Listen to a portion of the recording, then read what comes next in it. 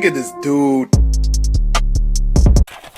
What's poppin', everybody? Welcome back to another video. Hey man, if you haven't already, then so make sure you are subscribed to the channel, smash the like button, click that bell while you're at it so you could be a part of the Post Know the Game family, best family on YouTube, and that's no cap, hands down. Hey man, we are here for one reason and one reason only. We got brewstewfilms, awkward situations. Now I don't know about y'all, but I've been in quite a bit of awkward situations in my history, I must say. So I feel like I might be able to resemble this storyline brewstewfilm is about to say right now.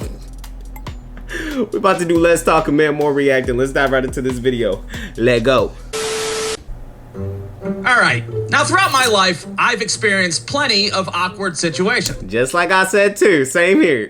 I don't know if I'm like some sort of awkwardness magnet or what, but they tend to happen quite often. And today I'd like to go over 3 specific awkward situations that were a little bit more awkward than usual, if you will. Now, this first story occurred a long time ago when I was driving home from work one day. Okay. I pull up in front of my house, and that's when I notice that there's a neighbor kid in my yard poking a dead squirrel with a wiffle ball bat. Okay. Now, I really didn't think this was all that weird at first. Hell, if anything, I was kind of excited for the kid. I was like, oh, look at that. A kid playing with a dead animal, just like the olden times when I was a child. How neat. So I get out of my car, and I yell out to this kid nonchalantly, hey, what you doing over there? Are you making a new friend? Now this kid looks up at me, and all of a sudden just starts wailing his ass off. Let me guess, that was his pet. Now, I don't know if you've ever accidentally made a child cry openly in public, but it's a wildly uncomfortable situation to be in. He runs over to his dad, who's cutting the grass at the time. And side note, I don't really know this kid's dad all that well. I mean, we've been neighbors for years at this point, but, well, we've only really had one actual conversation before. And that conversation went something along the lines of me being like, hey there, neighbor, how's it going? He don't with you. Oh, okay. Well, I'll probably go fuck myself. How about that? This guy cuts off his lawnmower, and he says to me, how did he put it? Oh, yeah, that's right. He said, what the fuck did you just say to my kid? Now, at first, I didn't know what to say. I mean, everything happened so fast. I didn't say shit, man. I thought I just asked the kid what he was doing. But judging by his reaction, hell, I might have told him to go fuck himself, and then I was gonna go kill his family dog. I just asked if he was making a new friend. With a dead fucking squirrel? Yeah. I was just asking if he was making a new friend. Kind of weird when you put it like that. Don't ever talk to my kid again, you fucking pervert. What the hell's the matter with you? And just like that was the end of the discussion. He went back to cutting his grass. I'm labeled as the fucking neighborhood pervert now. And for the rest of the years that I lived there, I'm pretty sure he slandered my ass silly to the rest of the neighborhood. Hey, watch out for this guy. He'll fucking try to get your kid to play with dead animals. Be on the lookout. So after that little instance, I decided I'm just not going to talk to people anymore. To hell with casual conversation. Because one minute you're asking a kid a question, and the next minute you're on a goddamn registry of some sort. Hey, you don't want that happening to you. Stupid. But even when I do manage to keep my mouth shut, I still find myself in plenty of awkward situations. Like, for example, not too long ago, I was at Kroger's buying beer. And Kroger's, for those of you that don't know, is a grocery store in the Midwest. You might have like an Albertsons where you live, or like a Winn-Dixie, or what the fuck. Or Vons. What do people have? But here we have Kroger's, a.k.a. K. Rogers, a.k.a. We have Kroger's and H-E-B's. Kenny Rogers. That's what I call it. So anyways, I'm at the Kenny Rogers with my case of Miller Lite when suddenly my wife calls me up on the phone and she's like, hey, sorry to make you do this, but I really need you to buy me a box of tampons. Oh. And please, for the love of God, don't make this into a shitty little internet cartoon. Can't you just Amazon it? Now, I know a lot of husbands are embarrassed to buy lady products for their wives. I don't say I'm embarrassed. I don't know what I'm buying. Like, I'm gonna just get the wrong anyways. Like, you might as well get it yourself or order it online, bro. They get all paranoid for whatever reason, like somebody's gonna call their ass out, like, sick, look, this dude's buying tampons. Those are for women, you sick fucking pervert. But I don't get embarrassed. That's never been an issue for me. Hell, if anything, I'll hoist that damn box of tampons above my head like it's a fucking Stanley Cup. Attention all of Kenny Rogers. I am a man buying tampons for my bleeding wife.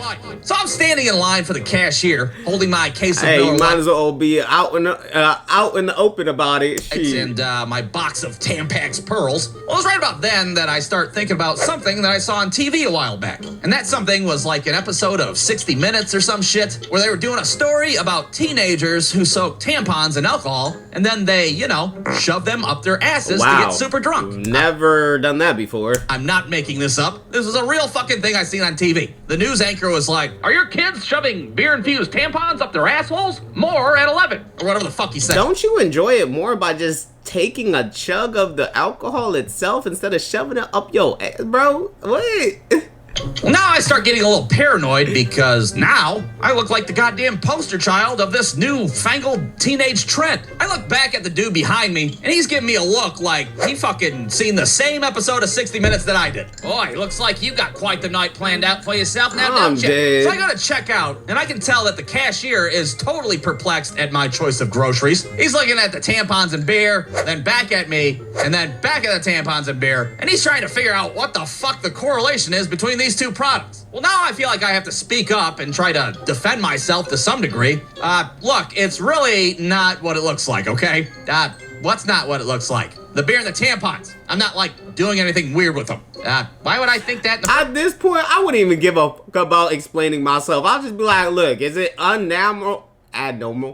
abnormal to be buying tampons for your partner, bro? That happens to be bleeding. Because apparently teenagers soak these things in alcohol and then they shove them up their assholes. What the fuck are you talking about? You know what? Never mind. He doesn't even know what he's talking about, bro. That's Forget funny. everything I said. I have to leave now. And then I promptly ran out of that Kenny Rogers like the building was on fire, and I haven't been back there since. Crikey, that pervert's totally jamming them things up his bumhole. All right, so now all of a sudden I'm the neighborhood pervert, and I'm the guy who shoves tampons up my ass. That's quite the reputation I'm building for myself. What can I say? Now, thankfully, this last story has less to do with me and more to do with a couple of friends of ours. Now, these aren't exactly close friends, I would say. At least not close enough for me to not tell this story to the general public. But I will change their names in this shitty cartoon to protect their privacy, if you will. So this story begins with me and my wife going on a canoe trip with our friends, Jimothy and Stenifer. And this wasn't a very crazy canoe trip that we took. It was only 4 hours or so. You shoot your ass down a river and try not to drown. Then they pick you up in a van and take you back to the parking lot. Nothing awkward about that, right? Well, after the trip's over, we're standing there waiting for the shuttle to pick us up. And good old Jimothy over here starts talking about this vacation that they took in Wisconsin. Dude, Wisconsin is badass. There's fucking cheese, and there's cows, and there's more cheese. Now, I did not give a fuck about this story to begin with because, who the hell takes a vacation to Wisconsin in the first place? That part, just to eat some cheese. But I try to be polite. I stand there and listen to a story. Oh, well, that's pretty neat. Wisconsin, huh? Never heard of the place. Well, Jimothy... Never heard of the place. He decides to pull out his phone to show me this Airbnb that they stayed at. And this is where things get a little weird. Now, you have to understand that all this happened in a matter of seconds, so I'm going to have to slow things down and do a little play-by-play. First, Jimothy pulls out his phone. He then pulls up his web browser. On his web browser was a Google search that I'm assuming Jimothy Googled prior to this canoe trip. And that Google search, of course, was pegging for beginners. Now, if you're not familiar with what pegging is, well, my ass is not going to tell you. Yeah, I'm not going to be going along on that trip to Wisconsin, my boy. A version of the birds and bees I'm not trying to fucking have with the general public, all right? Just know that it's a very intimate activity between Jimothy and Stenifer. And I'm sure neither... Good for y'all. Not for us, though. ...of their asses wanted me to know about it. Well, in the fraction of the second that this all took place, Jimothy's ass abruptly turns off his phone, and he's like, "You guys want to talk about something else? Fuck Wisconsin. Canoeing is fun, wasn't it? I love canoeing so much." Now, I don't know how awkward much you're supposed to handle a situation such as this, but I just pretended that I didn't see what I saw, even though I totally saw what I fucking see. All I can say is that van ride back was extremely awkward, and casual conversation was very difficult. Boy, those rapids that we encountered sure were a pain in the ass, weren't they? You'd fucking know, wouldn't you? Huh? Nothing. A pain in the ass, get it? Yeah, at least it was nice and calm on that last peg of the river.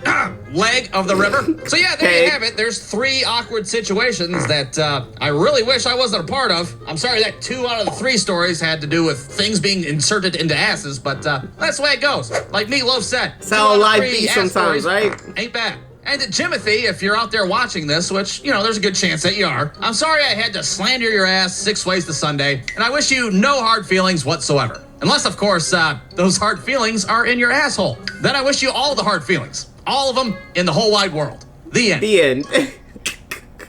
Brewstew. Hey, I don't know about y'all, but I've definitely been in some awkward situations in my life as well. Do I want to be any more involved in any more awkward situations? Hell, no, bro. Hey, man, if y'all made it to the end, I do greatly appreciate it, man. Make sure y'all smashing the like button, leaving a comment down below, and clicking that bell while you're at it. Till next time, I'm gonna see y'all next time. I'm out.